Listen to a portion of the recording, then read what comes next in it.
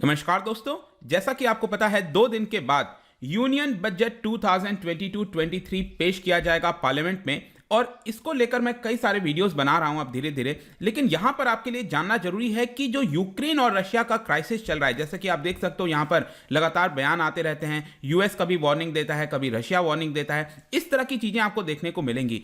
तो ये जो रशिया यूक्रेन कॉन्फ्लिक्ट है, इसका हमारे यूनियन बजट के ऊपर किस तरह असर करेगा, क्यों करेगा, सारे जो लॉजिक हैं वो मैं आपको बताने वाला हूं। चलिए आगे बढ़ते हैं। लेकिन उसके पहले अगर आप यूपीएससी या फिर किसी भी एग्जाम की तैयारी कर रहे हैं तो आप हमारे ऐप को डाउनलोड कर सकते हैं या फिर studiiq.com विजिट कर सकते हैं, वहां से सारी जानकारी आपको मिल जाएगी। इसके अलावा अगर आप एमसीक्यूज अटेम्प्ट करना चाहते हैं तो मेरे इंस्टा पेज पर जा सकते हैं, वहां पर स्टोरीज में आपको सभी एमसीक्यूज मिल जाएंगे। चलिए यहां पर सबसे पहले हम देखते हैं कि इसकी हम चर्चा क्यों कर रहे हैं। जैसा आपको पता है रशिया यूक्रेन के बीच में काफी ज्यादा तनाव देखने को मिल रहा है। आरोप लगाया जा रहा है रशिया के ऊपर कि उन्होंने बॉर्डर के ऊपर कई सारे जो ट्रूप्स हैं उसको तैनात कर दिया है और जो सेपरेटिस्ट यहां पर रह रहे हैं इस पर्टिकुलर रीजन में, जो कि रशिया को सपोर्ट करते हैं, वो एक प्रकार से मिलके यूक्रेन के ऊपर हमला कर सकते हैं और कभी भी अपने अंडर में ले सकते हैं। लेकिन इसको लेकर पूरा टेंशन बना हुआ है इस पूरे रीजन में। अगर आप देखिए तो यहां पर इस टेंशन की वजह से अगर आप देखोगे तो जो एक प्रोडक्ट है जिसके ऊपर असर कर रहा है और जिसका डायरेक्ट असर आपको भारत सरकार का जो यूनियन बजट है उसके ऊपर देखने को मिलेगा, वो है ऑयल प्राइसेस। ऑयल प्राइसेस अगर मैं आपको बताऊं 2014 के बाद से पहली बार, जी हां ध्यान से सुनिएगा, 2014 के बाद से पहली बार $90 पर बैरल को क्रॉस किया है। जी हां, ये अभी वेडनेसडे थर्सडे की बात है। $90 पर बैरल को क्रॉस किया है और कुछ एनालिस्ट का कहना है कि यहां पर हो सकता है $110 तक भी ये चला जाए और ये क्राइसिस अगर और ज्यादा गहराता है तो फर्दर इसमें बढ़ोतरी के चांसेस हो सकते हैं, वो हमें देखना होगा। लेकिन यहां पर आप क्लियरली देखने को मिलेगा कि अभी जस्ट दिसंबर के महीने में, पिछले महीने की अगर आप बात करो तो ये जो क्रूड ऑयल का प्राइस था इट वाज अराउंड $65 के आसपास चला गया था ये आपका नीचे। लेकिन उसके बाद से लगातार प्रेशर बनता जा रहा है और ये प्राइसेस राइज होता गया। तो डेफिनेटली आप कह सकते हो कि ये जो राइज आपको देखने को मिला, अगेन यहां पर आप देख सकते हो दिसंबर के महीने में $65 के आसपास तक किया गया था। तो यहां से ये काफी तेजी से बढ़ा है। तो ये जो ब्रेंट क्रूड का प्राइस $90 गया है, इसका डायरेक्ट असर आपको सेंटर और स्टेट गवर्नमेंट के जो टैक्सेस हैं उसके ऊपर मिलेगा, क्योंकि उनको रिवाइज करना होगा। क्योंकि कोई भी सरकार जब चलाया जाता है, अगेन बजट अगर आप देखोगे क्या है, यहां पर प्लानिंग की जाती है कि किस तरह का खर्चा रहा था और हम आगे क्या करने वाले हैं। बेसिकली 2022-23 में सरकार किसके ऊपर खर्चा करेगी, कितना खर्चा करेगी, तो उसके लिए प्लानिंग करनी होती है। तो भारत सरकार अजम्पशन करती है कि हम यहां पर सोच रहे हैं कि जो क्रूड ऑयल का प्राइस है इतना होगा, लेकिन क्रूड ऑयल का प्राइस बहुत ज्यादा बढ़ गया। तो आप सोच के देखिए उसका असर यह होगा कि बाकी चीजों के ऊपर सरकार खर्च नहीं कर पाएगी। फूड सब्सिडी हो गया, कई सारी चीजें ऐसी होती हैं शायद सरकार उसके ऊपर खर्चा ना कर पाए और ओवरऑल बजट यहां पर बिगड़ सकता है। तो इसी को लेकर मैं आपको और आगे बताने वाला हूं। देखिए यहां पर सबसे पहले हम देख लेते हैं जल्दी से कि जो फ्यूल प्राइस राइज है वो क्यों हो रहा है। देखिए कई कारण हैं।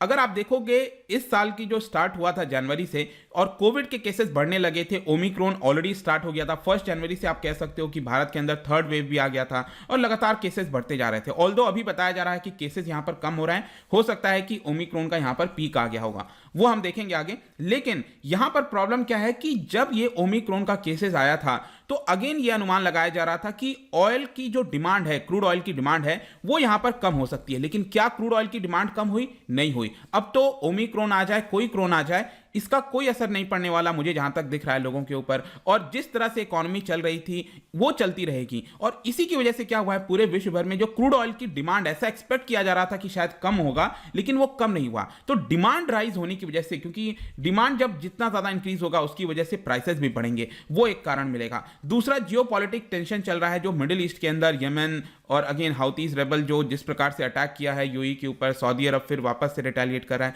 ये सारी चीजें अगर आप देखोगे तो उसकी वजह से भी असर देखने को मिल रहा है। फिर तीसरा यहां पर रशिया यूक्रेन क्राइसिस, जैसा मैंने बताया कि उसकी वजह से सप्लाई डिस्ट्रप्शन, काफी कम लोगों को पता है लेकिन Russia one of the biggest supplier है ऑयल का, ध्यान रखिएगा।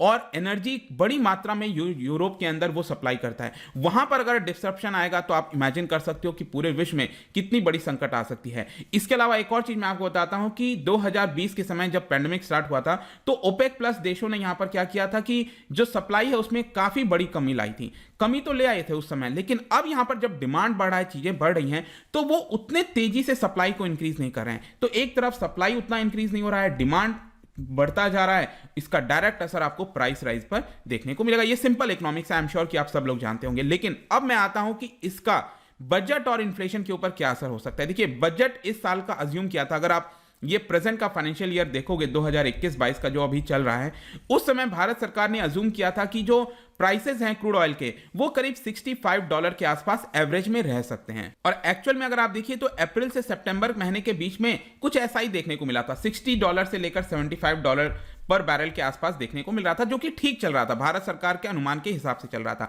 लेकिन अब आता है अक्टूबर का महीना, वहां से आप देखिए जो क्रूड का प्राइस है $86 पर बैरल हो गया। फिर उसके बाद से वापस यहां पर कमी आई, $65 हो गया। फिर अब यहां पर क्या हुआ है, अभी जस्ट वेडनेसडे थर्सडे को जो क्रूड ऑयल का प्राइस है मैंने आपको बताया 2014 का लेवल भी क्रॉस कर चुका और ये $90 को क्रॉस कर गया है।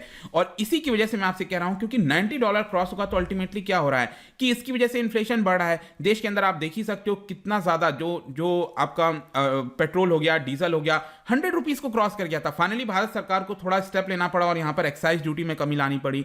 फिर बाकी के स्टेट्स ने वैट में कमी लाई। झारखंड ने एक स्कीम लेकर आए थे कि ₹25 और कम करेंगे टू व्हीलर्स के लिए, वो एक अलग स्कीम है थोड़ा सा। तो यहां पर अगर आप देखिए तो इन्फ्लेशन तो बढ़ेगा ही बढ़ेगा, ट्रांसपोर्टेशन में कॉस्ट बढ़ेगा, लेकिन इसके साथ साथ भारत सरकार का जो एलपीजी और किरोसिन सब्सिडी होता है, ये इंपॉर्टेंट हो जाता है। एलपीजी और किरोसिन सब्सिडी यहां पर अगर ये बढ़ेंगे तो एलपीजी किरोसिन सब्सिडी के प्राइस बढ़ेंगे, तो भारत सरकार को तो अल्टीमेटली ज्यादा सब्सिडी पे करना होगा।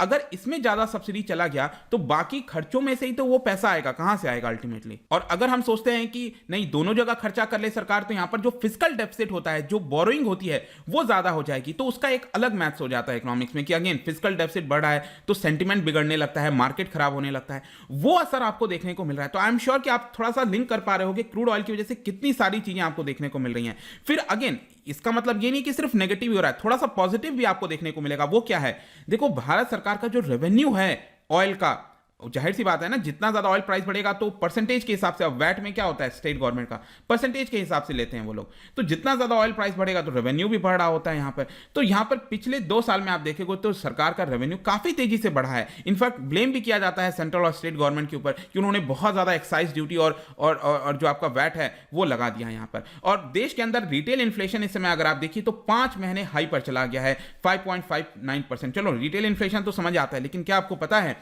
होलसेल प्राइस इंडेक्स WPI ये चला गया है डबल डिजिट में। पिछले कुछ महीने में ये डबल डिजिट में देखने को मिल रहा है। दिसंबर के महीने में आप देख सकते हो कि 13% से भी ज्यादा क्रॉस कर गया होलसेल प्राइस इंडेक्स। अब कितने दिन तक रिटेल प्राइस इंडेक्स अपने आप को काबू में रख पाएगा, ये देखने वाली बात होगी, क्योंकि होलसेल प्राइस इंडेक्स में इतनी बड़ी जंप आएगी तो ऐसा तो है नहीं कि जो CPI है वो यहां पर इतने रुकने वाला है, इसमें भी आपको असर देखने को मिलेगा। तो अल्टीमेटली मैं यहां पर आपको यह कहना चाह रहा हूं कि हाई इन्फ्लेशन की वजह से क्या होगा, भारत सरकार को जो टैक्सेस हैं वो ऑयल के ऊपर थोड़ा सा कट करने होंगे ताकि यहां पर ऑयल का प्राइस थोड़ा सा कम हो जाए। जैसे अभी रिसेंटली आपको याद होगा ₹5 और ₹10 किए गए थे पेट्रोल और डीजल के ऊपर सेंट्रल गवर्नमेंट के द्वारा, तो ये टैक्सेस कम करना। अब टैक्सेस कम होगा तो इसका मतलब अल्टीमेटली फिर क्या होगा, भारत सरकार का रेवेन्यू पर इंपैक्ट आएगा। और क्या अभी टैक्स कम कर सकती है सरकार, मुझे नहीं लगता, क्योंकि यहां पर 5 राज्यों के अंदर चुनाव होने वाले हैं।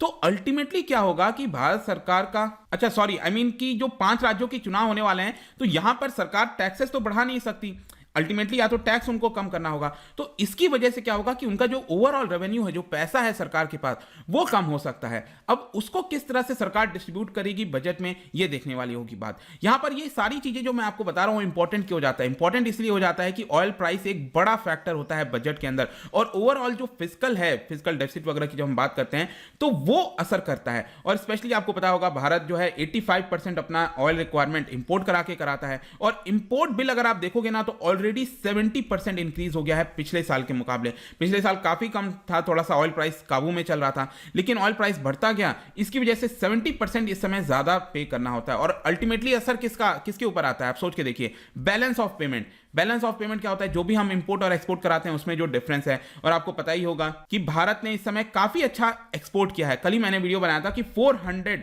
बिलियन का हमारा टारगेट अचीव होने वाला है। लेकिन प्रॉब्लम क्या है कि इसके साथ साथ जो हमारा इंपोर्ट है वो भी बहुत तेजी से इंक्रीज हुआ है। अगर 50% हमारा एक्सपोर्ट इंक्रीज हुआ है तो आप समझ सकते हैं इंपोर्ट जो है 69% इंक्रीज हुआ है। तो ये इंपोर्ट में सबसे बड़ा कंट्रीब्यूशन किसका है, वो है ऑयल का, क्रूड ऑयल का। और ज्यादा हम डॉलर पे करेंगे तो ये असर आपको हमारे रूपी के ऊपर देखने को मिलेगा, जो डॉलर रूपी का कंट्रीब्यूशन होता है।